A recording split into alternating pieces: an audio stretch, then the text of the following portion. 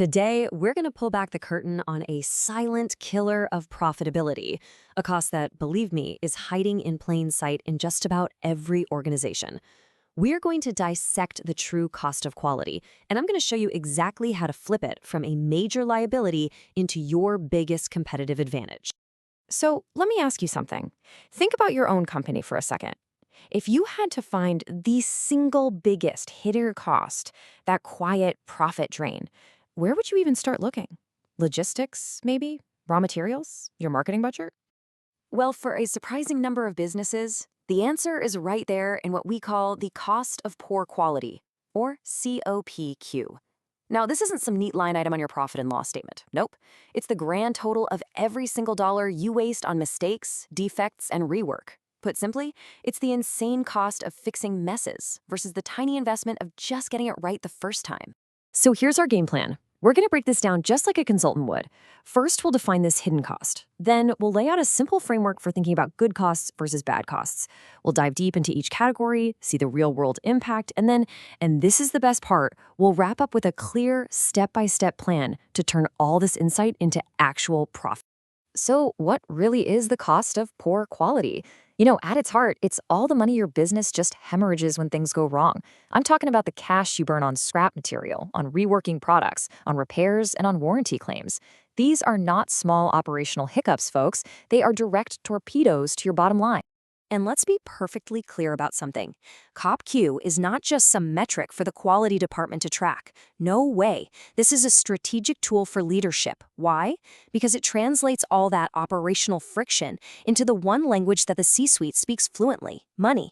It gives you a financial roadmap, showing you precisely where to put your resources to get rid of waste and get the biggest return. Okay, to tackle this like a pro, we're going to use a classic consulting framework called MEIS. It's just a fancy acronym for mutually exclusive, collectively exhaustive. All it really means is that we're going to break down the cost of quality into a few simple buckets that don't overlap, but that together tell the whole story.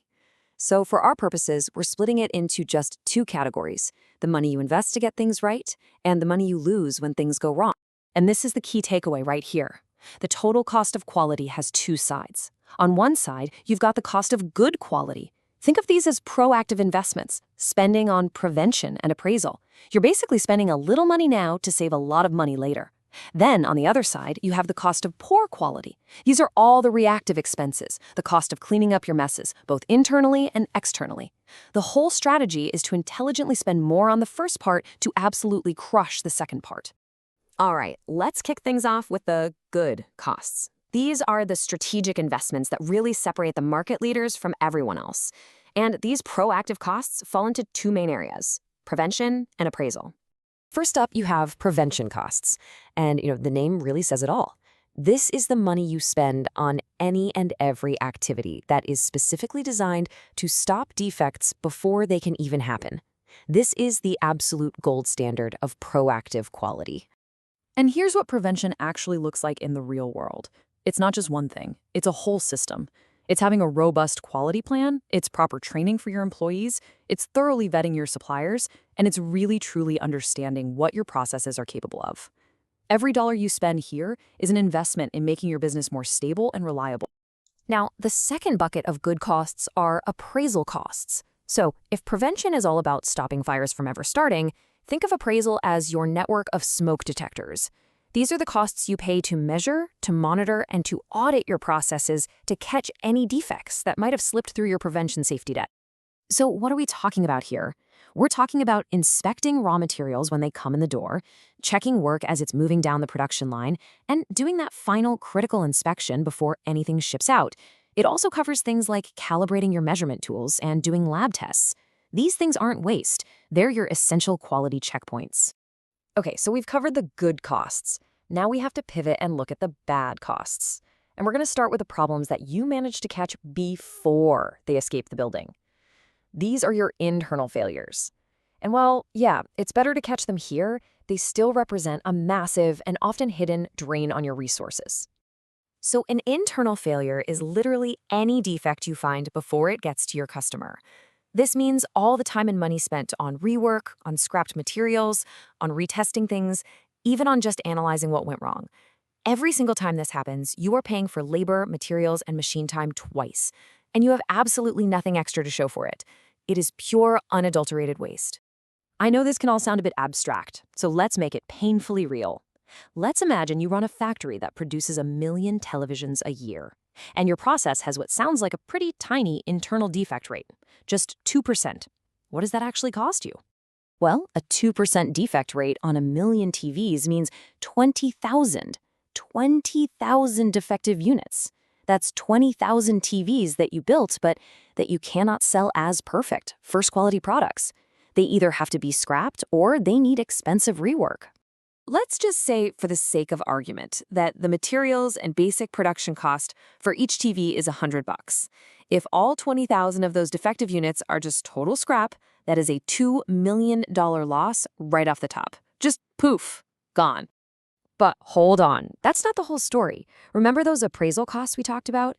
You still have to pay people to inspect these bad units, to handle them, to process them. So let's add a very conservative $10 per unit for those extra quality costs. Well, that's another $200,000.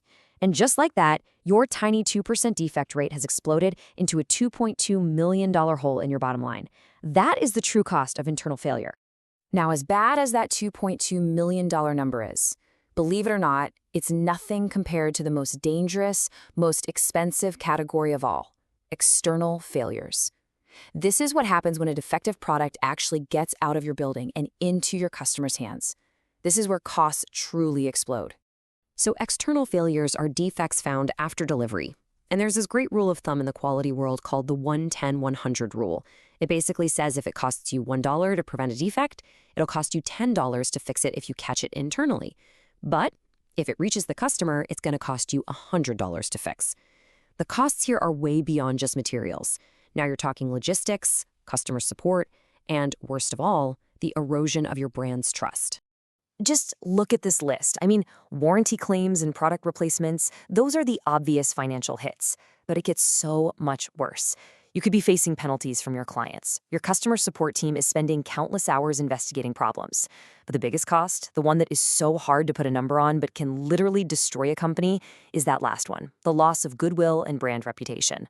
One major public failure can undo years of great marketing in an instant. Okay, so we have diagnosed the problem, we've built the framework, we've seen the staggering financial impact, so now we get to the most important part of all. What do you actually do about it? How do you turn this analysis into a real plan that drives real change? This chart right here, this is the entire strategy in a single image. Most companies are living in the world of that first bar. They underinvest in prevention and appraisal, and because of that, they pay a massive, massive price in failure costs. The strategic shift, the smart move, is to get to that second bar. You intelligently increase your investment in prevention, which in turn dramatically shrinks those much, much larger failure costs. You spend a little more upfront to save a whole lot more down the line. It's that simple. And here it is, the 6-step playbook to make it happen. You start by defining clear goals. Step 2 is absolutely non-negotiable. You have to partner with your finance team to get credible data. Then, with that data, you analyze. You find the 20% of problems that are causing 80% of your costs. Step 4 is all about having a bias for action, not analysis paralysis. Step 5, you roll out targeted fixes. And finally, Step 6, you close the loop. You measure the impact, and you report that ROI back to leadership. This is how you build momentum and create a true culture of quality. We're going to end with this very famous and often misunderstood quote: "Quality is free." What on earth does that mean? It means the money you spend on prevention and appraisal isn't really a cost at all. It's an investment that pays for itself many, many times over by getting rid of the enormous waste of failure. It is never, ever cheaper to do things wrong and fix them later. The most profitable way to run any business is to simply do it right the first time. The cost of poor quality is the price you're paying for not doing that. And the real question is, can you afford to keep paying it?